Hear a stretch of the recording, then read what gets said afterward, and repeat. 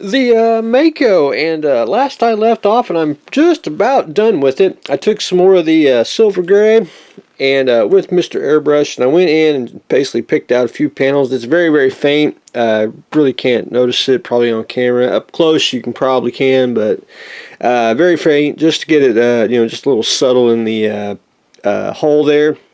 I had a little overspray of red. I've been trying to clean that up. I don't know.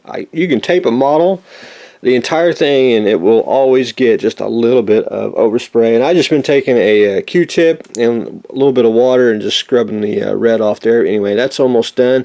Then I basically just been picking off some details with some washes, especially around the I call it the corrugated parts, and then a little bit around the bridge and a few other places. You can see where I applied it right through there on the ends. And I like the detailer.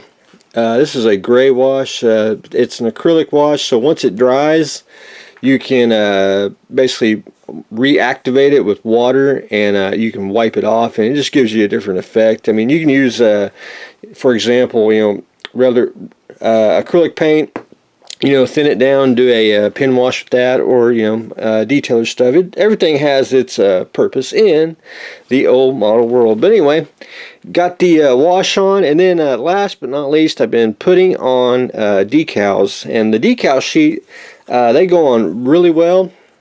They are not too thick, not too thin. I think they're one of the better decals that Mobius has done. They have done some ones that were really brittle, and the rest of them have been pretty darn good from basically the Viper on. But anyway, if you can see the pennant here, I cut out the Franklin name, just made it just a generic pennant with the, that way you can have generic ships and you don't have to have the Franklin. So I got one more set of decals to do, and that's the very little ones here, which go on the bottom, and we'll try to get them on today.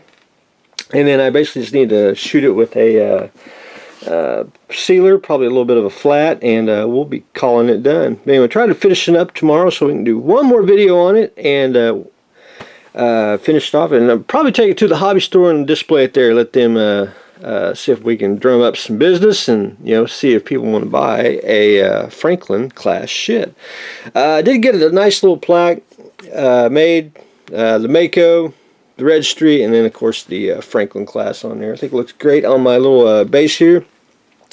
But anyway, hopefully we'll get the Mako done. Still I gotta do a little bit of wash on the bottom. Anyway, I gotta remember to do that because we're at the final stages of the Mako here, and we'll have to try to find something to do, because over here on the build for others shelf, it's quite empty, so we'll have to find something to do. And I think we'll do we'll go look through the internets and probably do a couple episodes of scoping out what to do. Do we want to do figures? Do we want to do something else? And we'll go through that little process very, very shortly. But anyway, Mako is taking shape. I think it's one of the greatest, one of the greatest kits that Mobius produced as for buildability. Because once you start building it, I mean, it's sturdy.